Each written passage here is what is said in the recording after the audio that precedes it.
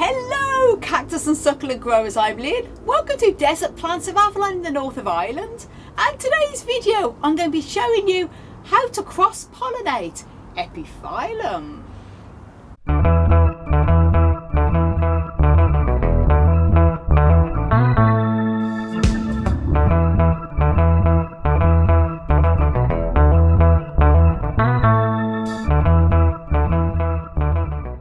So then guys, I'm very lucky because I have a lot of different epiphyllums that are blooming gorgeous at the moment.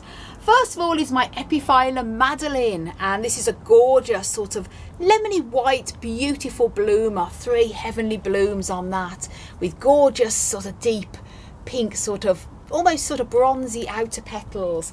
And here I have my Epiphyllum Pegasus.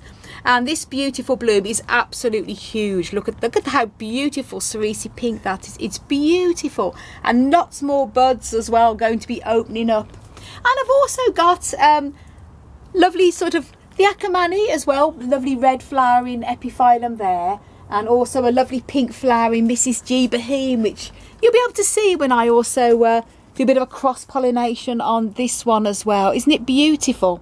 So perfect time to do a bit of a fun experiment. Always like to play the bee. And I have over the years done quite a few cross-pollinations with my epiphyllums, as I do with a lot of cacti as well. So do check out all of them other videos on my YouTube channel, on the playlist on cactus propagation and seed sowing and everything like that. And I've very successfully grown epiphyllum from seed. I'm going to show you after this, after I've done the pollinations. So then it's so easy to do, guys. All you need to do is use you can either use a little Q-tip, a little cotton wool tip, or you can use a little brush. This is one of these little lip brushes that you can get from any other chemists, usually over the counter, putting on lipstick, the makeup counters, or any type of little brush. You can even use a pair of tweezers to get the pollen as well. And if you're just cross-pollinating the same plant with another one, you're not too fussy about it, you can just use the one brush.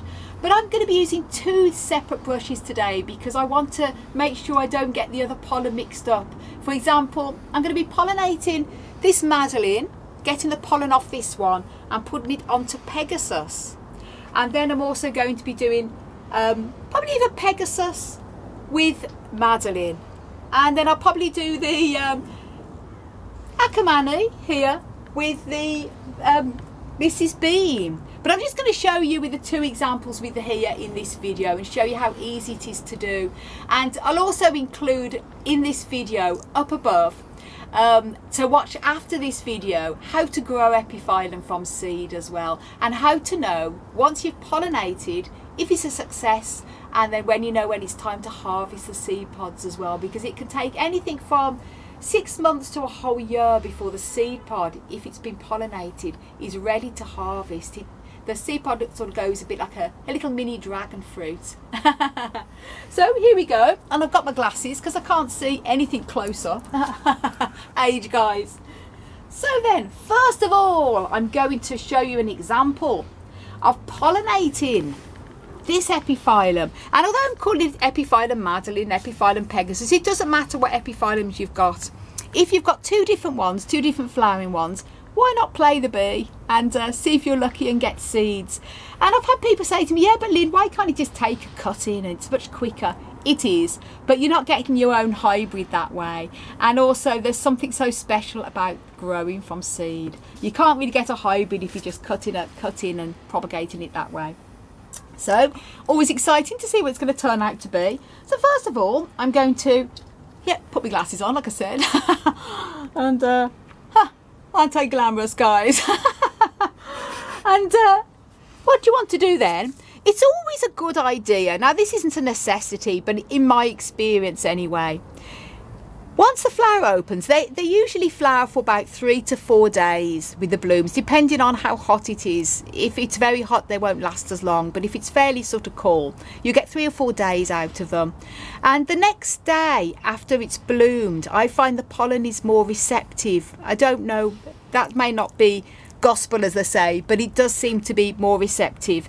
So these are both, this one is on its second day, as you can see it's flopping a little bit, and this is on its second day as well. Third day I should say, with the Pegasus. This is on the second day. So here we go, the little brush. You want to make sure you get all this little pollen here, and pollen you only need to have a tiny bit like that, because you just need a little bit to pollinate. And then you want to get this then onto the stigma of the other epiphyllum you've got. And the stigma, by the way guys, in case you're new to this, this is the stigma, this lovely big hanging out stigma here. And you just literally, all you have to do then is dab that on. You don't need to push it, just very gently, and that's it. And then if you want to do it the other way around, for example, this is clean now. I know that Madeline has been propagated with Pegasus, and if I want to get Pegasus propagated with Madeline, then obviously I didn't want to use the same brush because it needs a tiny little dust-like to pollinate. So now I'm going to use this clean brush here to load up this lovely pollen. Just look at that pollen all falling off, isn't it just gorge? Oh, lovely. There you go, you can see the pollen there, and I'm going to do exactly the same with this one. Get this then onto that lovely stigma.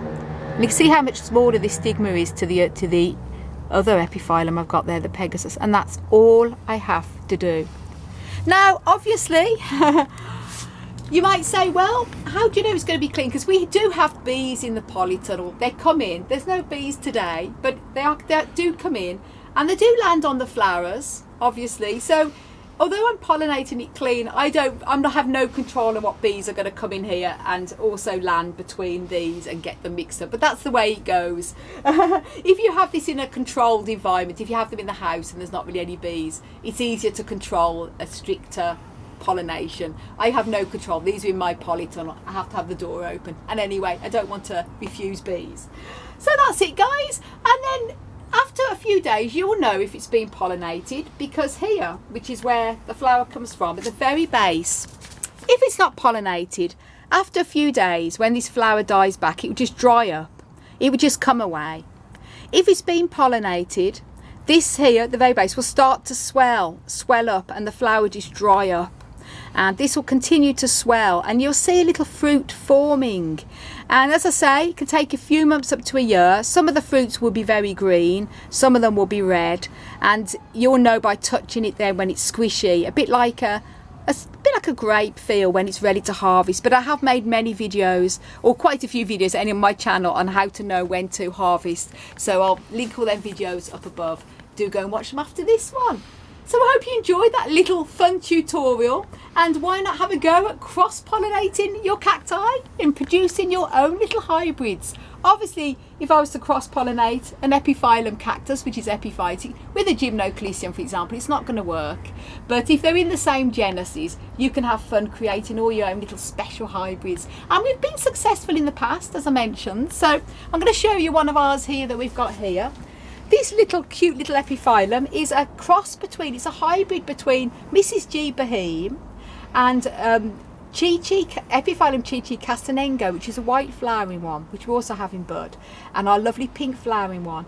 And we sowed all, it took about a year or so for the fruit, harvested it, sowed the seed, and this is the little, how it looks now. Hasn't flowered for us yet, but when it does, it's going to be interesting to see what colour it turns out. White and pink. Could be very pale pink colour, but only time will tell. So thank you so much for watching, everyone. For lots more tips and tricks, don't forget to subscribe and click the notification bell. Do follow me on Instagram, Twitter X, and also and Facebook, of course, at Desert Plants of Avalon. And do check out my website as well for lots of blogs and lots of care tips on there also. desertplantsofavalon.com. I want to wish you all a blooming amazing, funny and buzzy cactus powered day. It's good to play the bee. Beautiful.